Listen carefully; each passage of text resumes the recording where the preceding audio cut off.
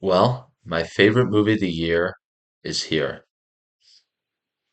I'm reviewing Hamnet this week, directed by Chloe Zhao, starring Jesse Buckley, Paul Mescal, and a couple of other people, Emily Watson, a couple of other famous British actors. This movie is something else. Um, Most people probably know it is kind of Shakespeare adjacent. He's a character in the movie, and his play, Hamlet, you may have heard of it, features towards the end of the film. This is really a movie about a mother, though. It's a movie about a mother who's still grieving the moment she saw her own mother die when she was a young girl. It's a movie about a mother who has children and loves them more than anything, and when one is taken from her, um, goes into a grief that is really difficult to describe or act out or represent cinematically or with music or whatever. And the movie kind of decides that you have to represent it through drama and through a catharsis that comes about when you kind of invest your dead child's consciousness into a character in a theater production, in a play. And I think for anybody who loves theater and filmmaking, this is obviously like a very resonant theme. This movie looks beautiful. Um, Shot really well. Looks like it was shot around kind of north of England, Scotland, maybe outside of London. Um, I found it really, really indicative of a kind of older order of time in which there was just fewer maps, less scientific kind of consensus on what bees were and what animals were out there in the woods and how the world came to be and the geologic, movements that led to mountains some places and hills other places and fertile woods in other places. Back then, there was much more of a sense of like a spiritual connection, sense that there were witches out there that you could be descended from, and that animals had a kind of consciousness that you were connected to because you were from the same place.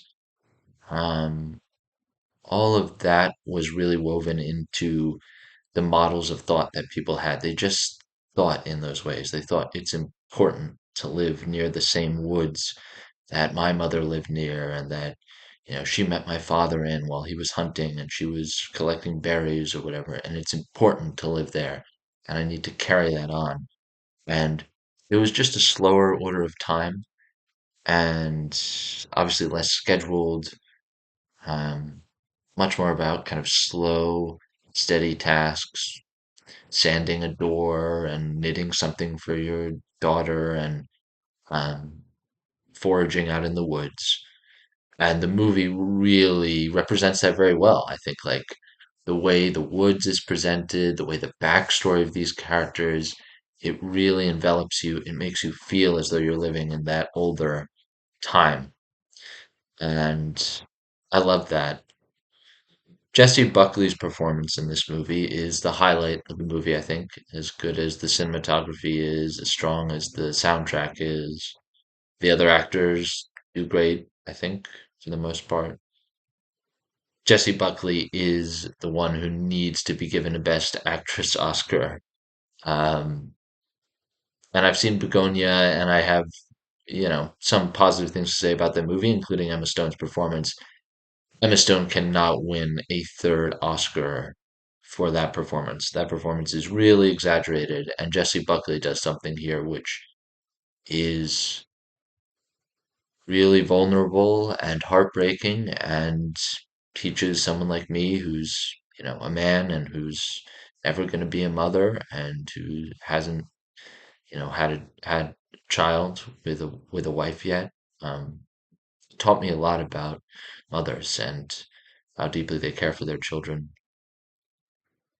And um, I just don't think there's any arguing with her performance. You can't forget it. You can't dismiss it. It's fantastic. Um, she really doesn't affect that much Jessie Buckley. She is a beautiful young woman, but she does not look like a conventional movie star.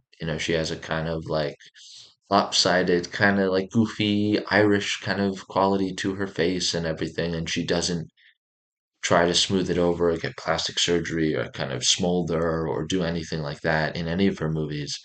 She just kind of lets her energy out spontaneously, and she does that in this movie. It's just magnificent. I mean, it's fantastic to watch. Um, and she and Paul Mescal have tremendous chemistry as well. Um, the few criticism I've seen in this movie, first of all, it has to do with using uh, the nature of daylight, right? The Max Richter piece at the very end of the film, which was already used at the end of Arrival, which has been used in Shutter Island. It was used. Scorsese. I think Max Richter composed that about 20 years ago because it wasn't composed specifically for Shutter Island either, and that came out in 2010, right? So it was already around, already known as this incredible, heartbreaking piece of modern classical music then. And On the Nature of Daylight has now been used in plenty of movies and very memorably in Arrival, the Denis Villeneuve movie with Amy Adams, which has some similar themes and character moments as well. I don't understand this complaint. I mean, I understand like this is not an original use of this piece of music. It's not a piece of music composed specifically for this movie. It's a piece of music that feels very in keeping with what the characters are going through, though, and I just don't understand having a problem with it. I don't understand that at all. I've also seen some complaints about the play itself and how it's used. Um, Hamlet is performed for the first time after Shakespeare's written it, and Shakespeare says, I don't know if it's good, basically, which is kind of an ironic statement considering it'll go on to become the most acclaimed play in the English language. And the performance of Hamlet really ties in with Hamnet, the son who Agnes has lost recently in the movie.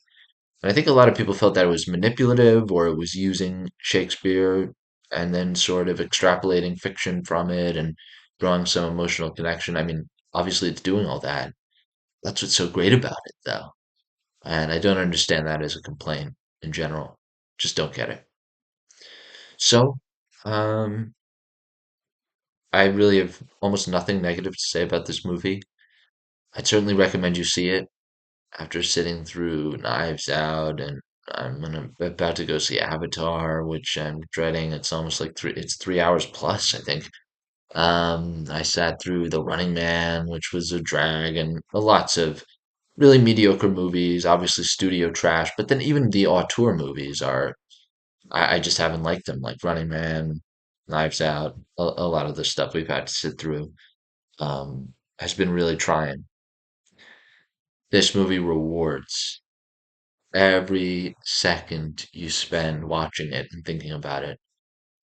Um, I think it's destined to become a classic, especially for slightly spiritual, kind of naturalist type people who like the idea of witches out in the woods who pass on their like special genetic connection to nature.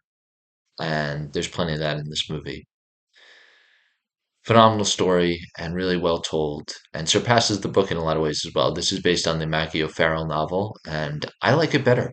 I thought that novel was a little strangely written through much of it, and I love this movie more. So go see Hamnet. You deserve it, and we deserve it after sitting through all these bad movies this year. I hope it wins Best Picture. I'm pretty sure Buckley will win Best Actress.